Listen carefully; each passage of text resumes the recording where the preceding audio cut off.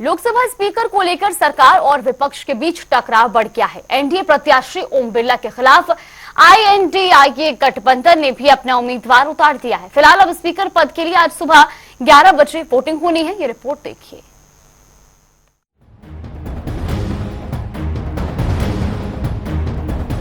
लोकसभा अध्यक्ष को लेकर आम सहमति बनाए जाने की तमाम कोशिशों पर फिलहाल पानी फिर गया। विपक्ष ने नॉमिनेशन की डेडलाइन से ठीक पहले कांग्रेस सांसद के सुरेश को इंडिया ब्लॉक का उम्मीदवार घोषित कर दिया, जिसके बाद इंडिया गठबंधन के उम्मीदवार के सुरेश ने नामांकन पत्र भी दाखिल कर दिया। वहीं इससे पहले एनडीए की तरफ से बीजेपी सांसद ओम बिरला ने नॉमिनेशन किया। फिलहाल स्पीकर पद के लिए 26 जून को सुबह 11 बजे वोटिंग हुई। वहीं नामांकन से पहले राहुल गांधी ने कहा, कांग्रेस अध्यक्ष के पास स्पीकर के समर्थन के लिए राजनाथ सिंह का फोन आया था। विपक्ष ने साफ कहा है कि हम स्पीकर को समर्थन देंगे, लेकिन विपक्ष को डिप्टी स्पीकर का पद मिलना चाहिए। वहीं राजनाथ सिंह ने संसद के बाहर मीडिया से कहा कि मैंने स्पीकर पद के समर्थन के लिए कांग्रेस अध्यक्ष मल्लिकार्जुन खड़गे से 3 बार फोन पर बात की है और डीएमके के टीआर बालू राजनाथ से मिले, लेकिन डिप्टी स्पीकर पर जवाब नहीं मिलने के बाद उनके ऑफिस से लौटा। राजनाथ सिंह के अलावा अमित शाह और जेपी नड्डा ने भी विपक्ष को मनाने की कोशिश की, लेकिन कोई फायदा नहीं हुआ। वहीं केंद्रीय मंत्री पीयूष गोयल और लल्लन सिंह ने कांग्रेस पर शर्तें रखने का आरोप लगाया। उन्होंने कहा कि कांग्रेस चाहती है कि पहले ये तय किया जाए कि उपाध्यक्ष कौन होगा, फिर अध्यक्ष के लिए समर्थन मिलेगा। इस प्रकार की राजनीति की हम निंदा करते हैं। स्पीकर किसी सत्तारूढ़ पार्टी या विपक्ष का नहीं होता। प्रधानमंत्री के शब्दों का कोई मतलब नहीं है। प्रधानमंत्री कहते हैं कोऑपरेशन होनी चाहिए, सबको मिलकर काम करना चाहिए। बाहर वो कहते हैं और अंदर कुछ और करते हैं।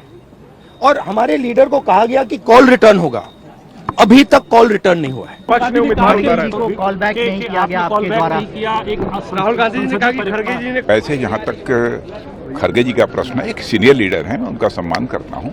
कल से लेकर आज तक उनसे 3 बार हमारी बात पहली बार चुनाव होने जा स्पीकर के लोकसभा के अध्यक्ष के उम्मीदवार हैं, उनका नाम बताया और उन्होंने समर्थन मांगा। कांग्रेस पार्टी वेणुगोपाल साहब का कहना था कि आप उपाध्यक्ष का पद अभी आप इसी समय उसको स्वीकार करें।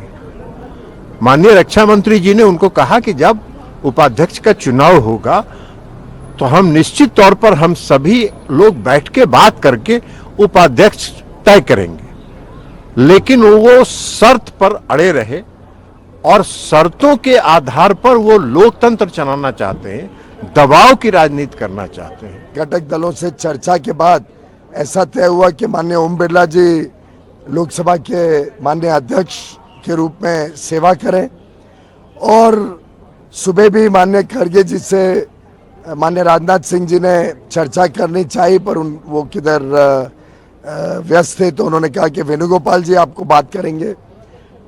लेकिन जब बालू जी और वेणुगोपाल जी से बात हुई, उसमें जिस प्रकार से एक पुरानी मानसिकता है कि हम डिक्टेट करेंगे टर्म्स को, उस मानसिकता को फिर से दिखाया गया कि नहीं, शर्त है कि पहले लोकसभा का उपाध्यक्ष कौन होगा वो पहले तय करें, फिर अध्यक्ष के लिए समर्थन मिलेगा। इस प्रकार की राजनीति को हम की निंदा करते हैं। इंडिया गठबंधन द्वारा के सुरेश को लोकसभा स्पीकर पद के लिए मैदान में उतारने पर केंद्रीय मंत्री डॉक्टर रामदास अठावले ने कहा, इंडिया गठबंधन ने अपना उम्मीदवार खड़ा किया है तो लोकतंत्र में इसका अधिकार है। एनडीए के पास जो उम्मीदवार है तो हमारे पास स्पष्ट बहुमत है, हमारे पास बहुमत से अधिक बहुमत है, इसलिए एनडीए का उम्मीदवार अच्छे वोटों से चुनकर आएगा और उन्हें हमारी ताकत की जानकारी होगी। वहीं केंद्रीय मंत्री चिराग पासवान ने कहा कि ये किसी पक्ष का चुनाव नहीं होता, स्पीकर का पद पूरे सदन के लिए होता है। आजादी के बाद से मुझे नहीं याद कि इस तरीके से पद को लेकर चुनाव हो। जिस तरीके से विपक्ष की इस बार भूमिका रही है और शर्तों के साथ जिस तरीके से विपक्ष सामने आया है कि डिप्टी स्पीकर का पद पर सहमति करें, हम सब उस पर चर्चा के लिए तैयार थे, पर उसके बावजूद उस पर अड़ना मुझे नहीं लगता कि उचित है। वहीं संसदीय कार्य मंत्री किरण रिजिजू ने विपक्ष पर हमला बोला है।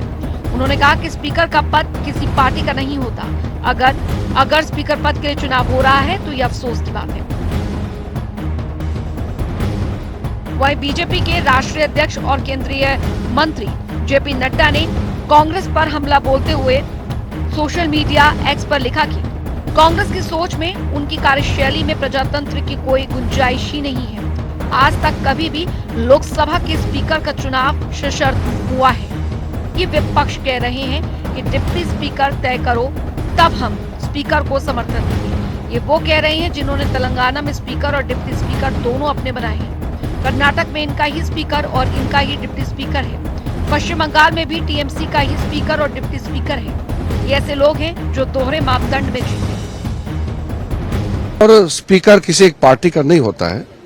स्पीकर पूरा सदन का संचालन करने के लिए एक सर्वसम्मति से बनाया जाता है।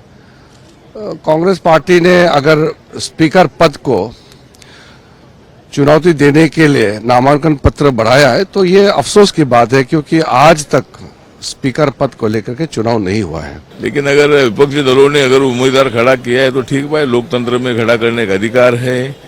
लेकिन जो हमारा एनडीए का जो उम्मीदवार होगा, हमारे पास क्लियर बहुमत है और हमारे बहुमत से ज्यादा हमारे पास बहुमत है। इस तरीके से विपक्ष की इस बार भूमिका रही है और शर्तों के साथ जिस तरीके से विपक्ष सामने आया है कि आप डिप्टी स्पीकर के पद पर सहमति कीजिए, जबकि हम सब लोग उसके लिए चर्चा के लिए तैयार थे, पर उसके बावजूद शर्त रखना, उस पर अड़ना और इस तरीके से अपनी भूमिका को निभाना मुझे नहीं लगता कि उचित है। बहरहाल वहीं समाजवादी पार्टी से मैनपुरी के सांसद डिम्पल यादव ने प्रतिक्रिया दी। उन्होंने कहा कि विपक्ष इस बार मजबूत है और अच्छी बात है कि हमने स्पीकर पद पर उम्मीदवार दिया है। वहीं समाजवादी पार्टी के राष्ट्रीय अध्यक्ष और कन्नौज सांसद अखिलेश यादव ने कहा कि उपाध्यक्ष भी तो विपक्ष का होना चाहिए। आधी अधूरी परंपरा कैसे चलेगी? मैं इतने दिनों से देख रहा हूँ, क्या हमें उपाध्यक्ष का पद मिला? हमें सिर्फ आश्वासन मिला। स्वस्थ लोकतंत्र में चुनाव होते रहना चाहिए। जो विपक्ष की मांग यही थी कि उपाध्यक्ष विपक्ष का हो। राजनाथ सिंह जी ने कुछ बात की है? जो हमारी राय पार्टी की है वो है कि उपाध्यक्ष विपक्ष का हो और बाकी बातें अभी सब सामने आ जाएंगी। नहीं तो ये अच्छी बात है, क्योंकि इस बार विपक्ष बहुत मजबूत है, तो अगर अपना स्पीकर चुना है तो अच्छी बात है। एनडीए की ओर से ओम बिरला दोबारा स्पीकर पद के कैंडिडेट हैं। राजस्थान के कोटा से सांसद ओम बिरला 2019 से 2024 तक स्पीकर रह चुके हैं। वे जीतते हैं तो फिर भाजपा के पहले ऐसे सांसद होंगे जो लगातार दूसरी बार लोकसभा स्पीकर का पद संभालेंगे। अगर वे अपना कार्यकाल पूरा कर लेते हैं तो कांग्रेस के बलराम जाखड़ के रिकॉर्ड की बराबरी कर लेंगे। दरअसल बलराम जाखड़ 1980 से 1985 और 1985 से 1989 तक लगातार 2 बार लोकसभा अध्यक्ष रह चुके हैं। इनके अलावा जीएमसी, बालयोगी और पीएस संगमा जैसे नेता 2 बार लोकसभा अध्यक्ष तो बने, लेकिन 5-5 साल के कार्यकाल पूरे नहीं कर पाए। फिलहाल अब लोकसभा अध्यक्ष को लेकर चुनाव होगा।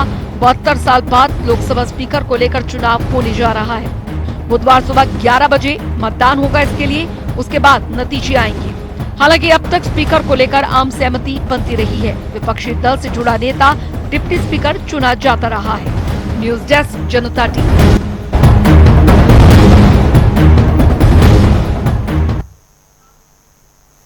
और चलिए अब आपको ग्राफिक्स के जरिए दिखाते हैं ओम बिरला और के सुरेश के राजनीतिक सफर के बारे में। तीसरी बार लोकसभा सांसद बने हैं ओम बिरला। के सुरेश 8वीं बार लोकसभा के सांसद बने। ओम बिरला राजस्थान के कोटा से तीसरी बार सांसद बने। के सुरेश 27 साल की उम्र में बने थे पहली बार सांसद। 3 बार कोटा से विधायक रहे ओम बिरला। के सुरेश मावेलिकारा सीट से 8वीं बार जीते।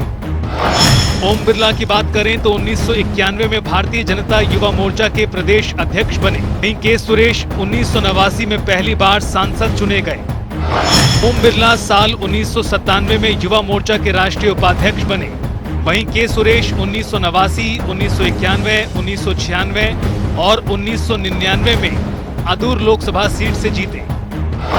ओम बिरला 2003 में कोटा दक्षिण सीट से जीतकर विधानसभा पहुंचे, तो वहीं के सुरेश 1998 और 2004 में चुनाव हारे। ओम बिरला 2008 में कोटा दक्षिण से विधायक निर्वाचित हुए। के सुरेश 2009 से लगातार मावेलिकारा से जीते। ओम बिरला 2013 में लगातार तीसरी बार विधानसभा पहुंचे। तो वहीं के सुरेश 2009 में यूपीए सरकार में केंद्रीय राज्य मंत्री बने। ओम बिरला 2014 लोकसभा चुनाव में कोटा सीट से पहली बार जीते। तो वहीं के सुरेश की बात करें तो कांग्रेस की केरल इकाई के कार्यकारी अध्यक्ष रहे। ओम बिरला 2014 में संसदीय प्राक्कलन समिति के सदस्य के रूप में नियुक्त हुए। ओम बिरला 2014 में संसदीय प्राक्कलन समिति के सदस्य के रूप में नियुक्त हुए। इसी तरह ओम बिरला 2019 की 17वीं लोकसभा के अध्यक्ष निर्वाचित हुए थे। वहीं के सुरेश एआईसीसी सचिव के रूप में कर चुके हैं काम।